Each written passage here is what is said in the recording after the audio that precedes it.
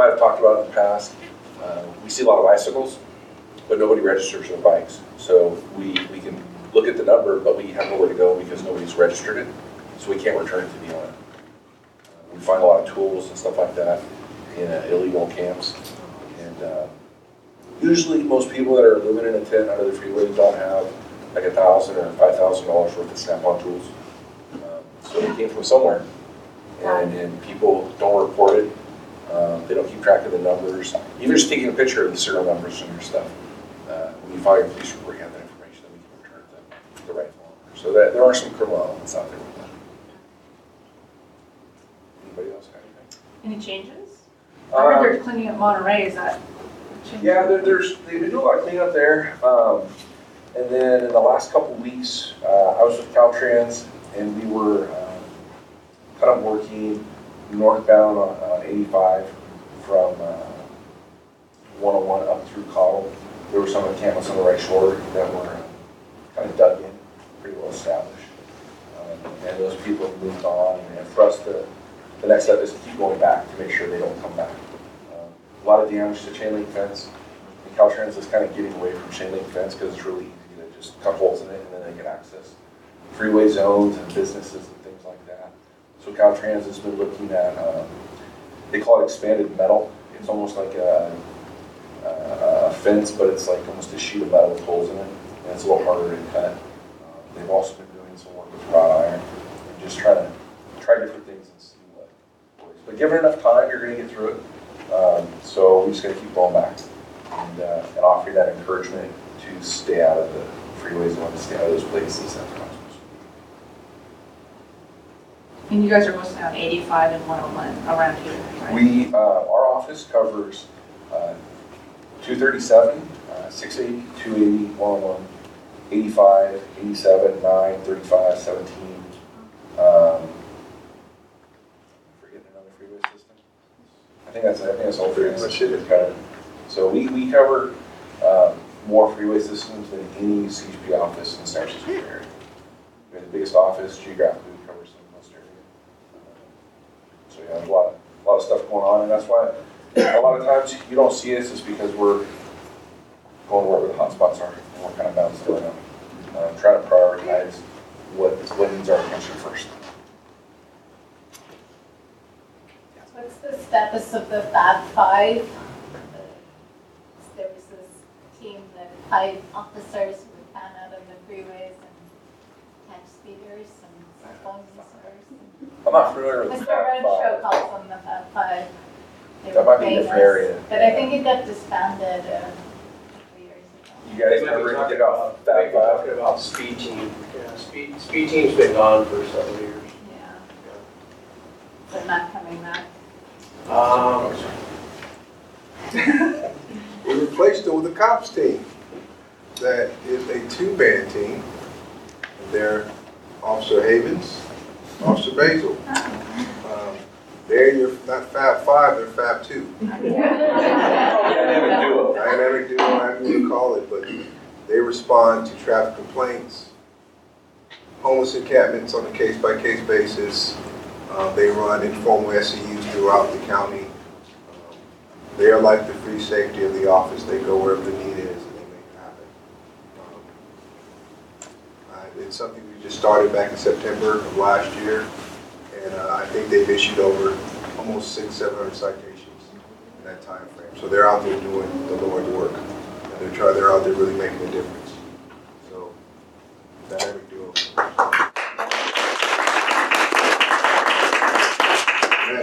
I have a question.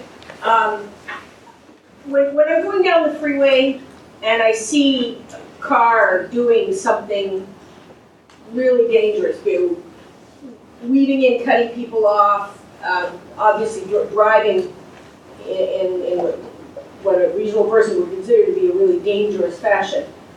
I wouldn't know who to call, who to report it to, or what information I would need to have in order to make a report, have some effect. Do I need to be able to give the license number? And who would I call? So, if it's an emergency, you treat it like an emergency. if it's that dangerous, so we're gonna call 911. The more information you can provide, the easier it is for us. So if you do get a license plate, that makes it easier for us, or at least a really good description of the vehicle and a description of what they're doing that's unsafe. And then that'll get broadcast through our dispatch to all the units that are working at that time, which might vary from 10 to 15 officers. And depending on where that location is, where that officer is, maybe they're in a position to meet and greet that individual. You definitely are our eyes and ears, so call 911. So 911 can get to the CHP. 911, we pick up all CHP goes all, cell phones go to all our CHP dispatch in the lab. So you report where your location, what you've seen, and we go from there. Also, if you get a license plate, you provide the license plate, we can send a letter to that resident, the owner of the car, say your car was observed doing this and that. So if it's an adult, they may not care so much, but if it's a child driving mom and dad's car like that, mom and dad may care. Thank you very much. All right. Thank you for coming.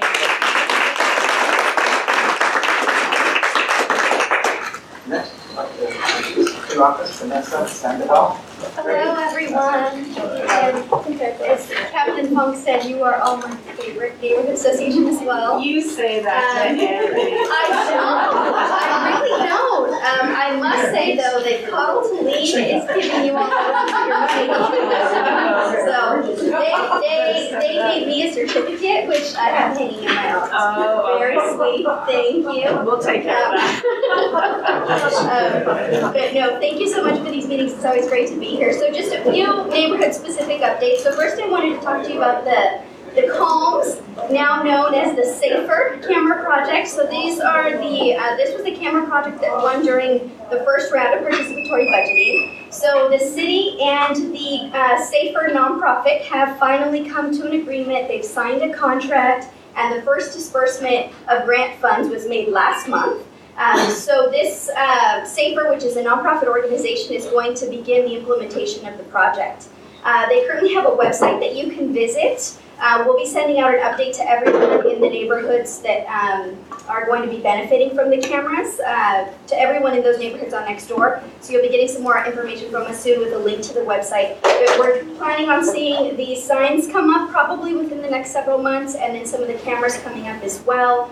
We're going to have a big meeting in April sometime, which we're going to involve the police chief and some folks from the district attorney's office to come out and talk to everyone about the project, the importance of the cameras, and how it's going to help hopefully deter crime and be able to catch those that are committing crimes if and when they happen.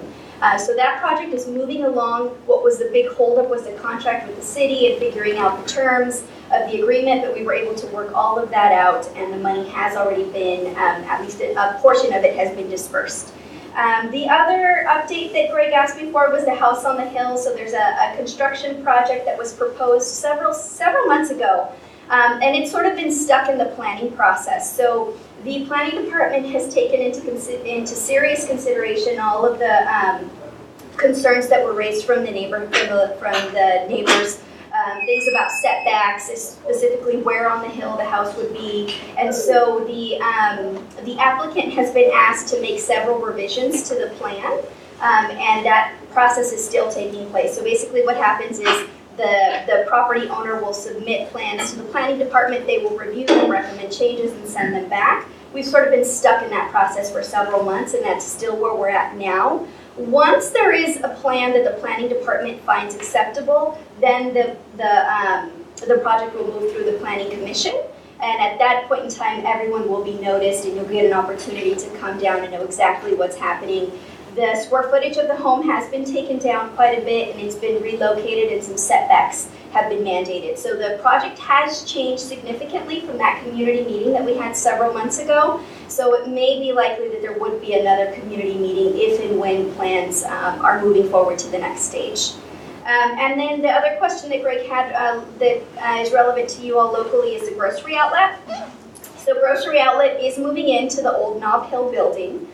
They're currently in the planning process with the city, so they have to get permits for different things that they're trying to do, renovations that they're trying to make within the building. Some of the newer grocery outlets have some really great facilities, so there's going to be a big change in what in the center once Grocery Outlet gets in. They're currently working on their alcohol and beverage license so that they can sell alcohol on site. That's going to take a couple of months.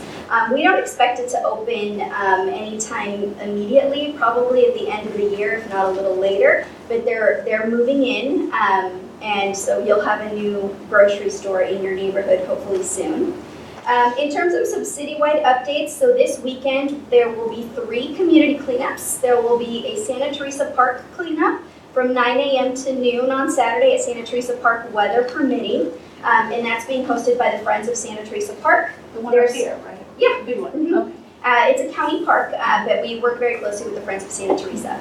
There's also going to be a cleanup at Minor Park, which is closer to it's in the LPNA neighborhood, but also close to the Cottleline folks. That will happen also from 9 a.m. to noon. And then there's going to be a Trash Punks cleanup. Has anybody ever been to a Trash Punks cleanup?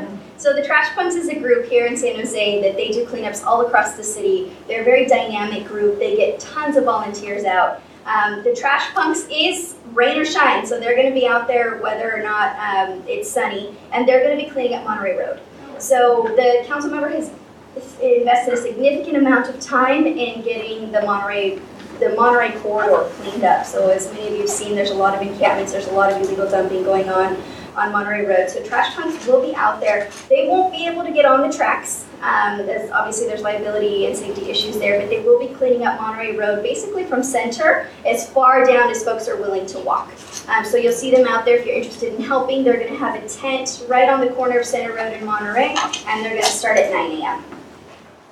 Some other citywide policy things that are happening is next Tuesday is the council's annual priority setting session. And so basically that's an opportunity for council members to propose policy changes to different departments within the city. And it's also an opportunity for us to rank and revisit some of the priorities that have sort of lingered on the list for a while now.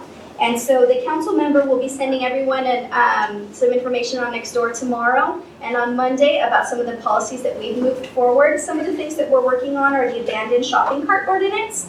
We pushed that to the Rules Committee a couple of weeks ago and it was sent to priority setting. So now basically we have to get 6 votes from council to see that implemented. This is a change in our outdated abandoned shopping cart policy, which will make it basically mandate that grocery stores keep their shopping carts on their property.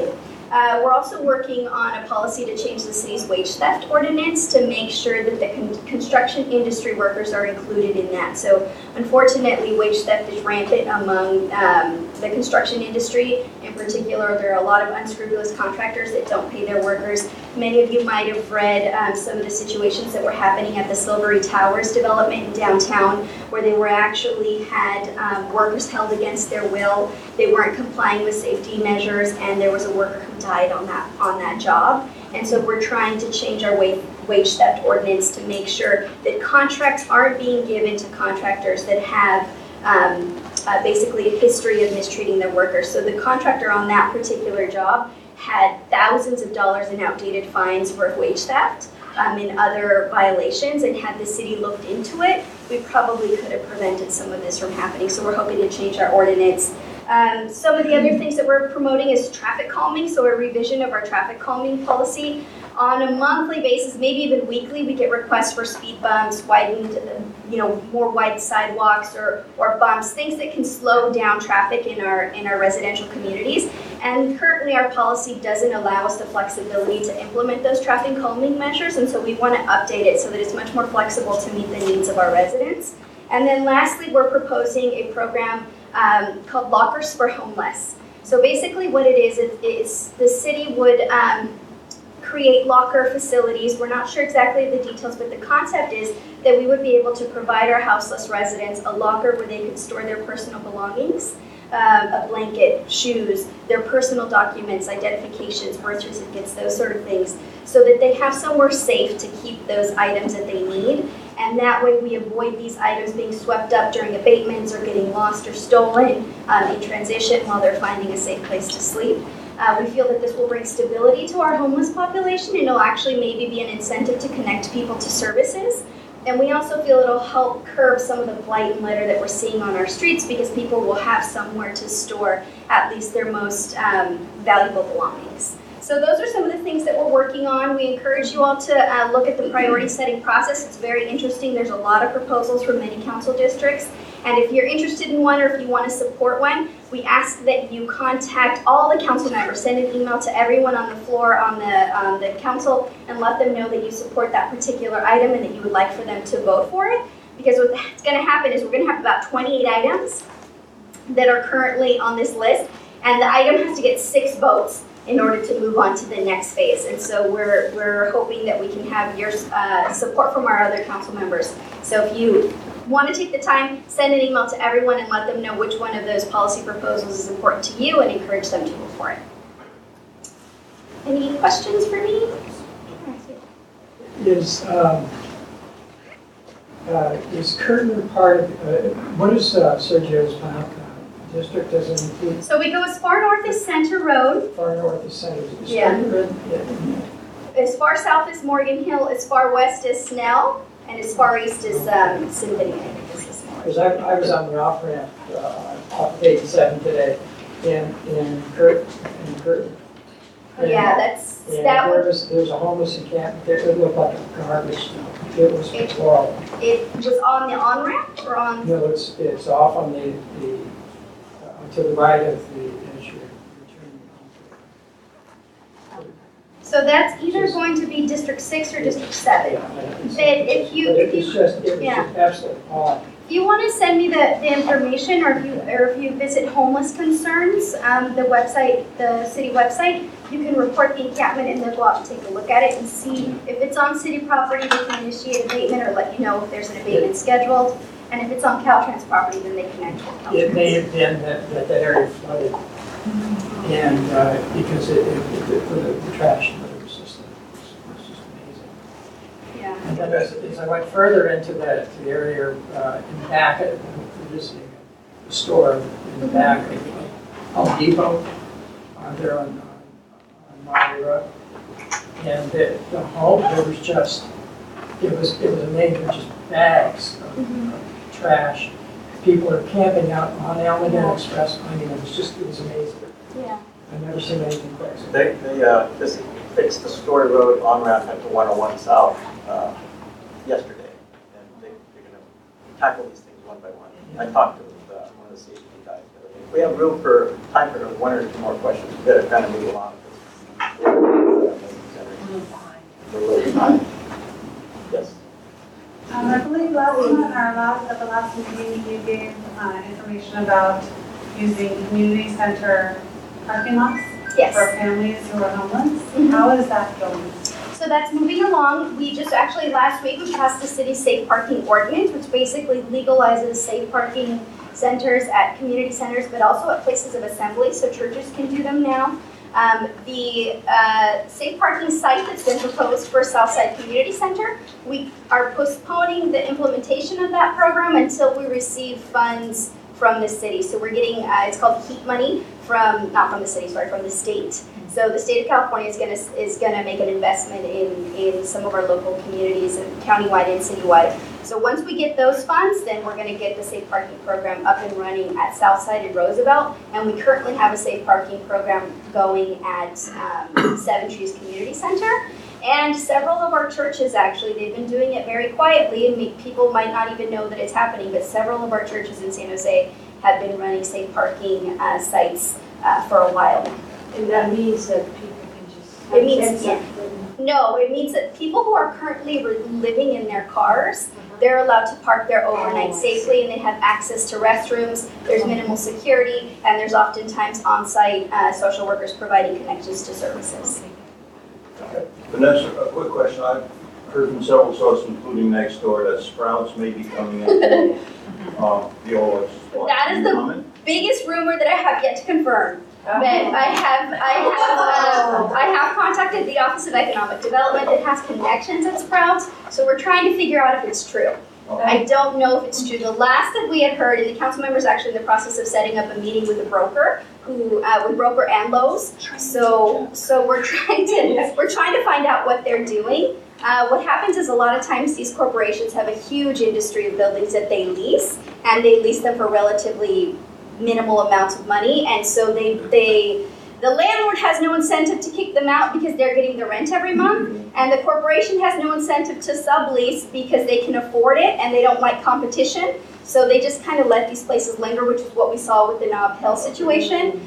So we are in the process of scheduling a meeting with the property manager for Lowe's Northern California to find out what their plan is for that particular building, and we're also talking to the broker who will advertise it if it ever goes up for sublease. And we are calling it and have a call into Sprouts to see if it's true. So once I know, I will let you know. Okay, thank you. So were you saying that, that Lowe's could be doing the same thing? I mean, the Yes. case of a hardware store going in, that would be ridiculous. Yeah, that would be, but they just have no incentive to sublease. But it's not even for sublease yet? No, it's just, they haven't, the broker hasn't even advertised it. Okay. Vanessa, I have a comment on that. Some of the small businesses in that shopping center have had their sales hurt 40%. So that's a huge issue for the other shops. Absolutely, and those are the concerns that we want to discuss with with Lowe's and with the brokerage firm, because they might not have an incentive, or they might not be in a rush to fill that space. But we want to express to them the consequences and the collateral damage of that vacancy, and make sure that they do take initiative to make sure that we put another business in there so that we can see a thriving a business center. Yeah, they need to be accountable. Yeah, absolutely. What location are you discussing? Cottle, so it's the vacant Osh, what used to be the old Orchard Supply, right here on Cottle and Poughkeepsie. Any other questions? Thank you. Great. Marina still needs to present her packet. Marina, can I take the 1 minute? Sure. Thank you. Alright, I'm gonna take just 1 minute of your time. I know you've heard a lot from all of us. I wanted to introduce myself quickly. My name is Marina Chukmajian. I work for the San Jose Police Department. You guys met my awesome captain that unfortunately is leaving. I work for the Crime Prevention Unit. And as Greg mentioned, I did just host a neighborhood watch for Plimpton. A couple weeks ago, we held it for Pittsfield. And so I am active in this area. And I would like for you all to have a face to who your liaison is for the police department. And I wanted to also invite you all to contact me. You all had a lot of valid questions. And actually, Neighborhood Watch, one of our programs that we are in charge of, answers a lot of those concerns. And as well as for business concerns, small businesses, we do business watches and everything under the sun for public safety. But I just wanted you to know who your liaison was, because I know you have questions and a lot of changes are happening. I mentioned earlier you're one of the strongest neighborhood associations in my area, and I want to keep it that way, and I want our relationship to continue to blossom. And I am taking a spot of some people may know Sonia. She retired and I am the new Sonia. I have some big shoes to fill, but Marina is the new Sonia, and I want to live up to her standards as well as continue to work with you all. And so I did bring a few documents in the back. One is an important phone numbers list. This is both city and PD related. And I wanted to highlight the homeless concerns hotline is actually on there on the left, your right-hand side. That would be where you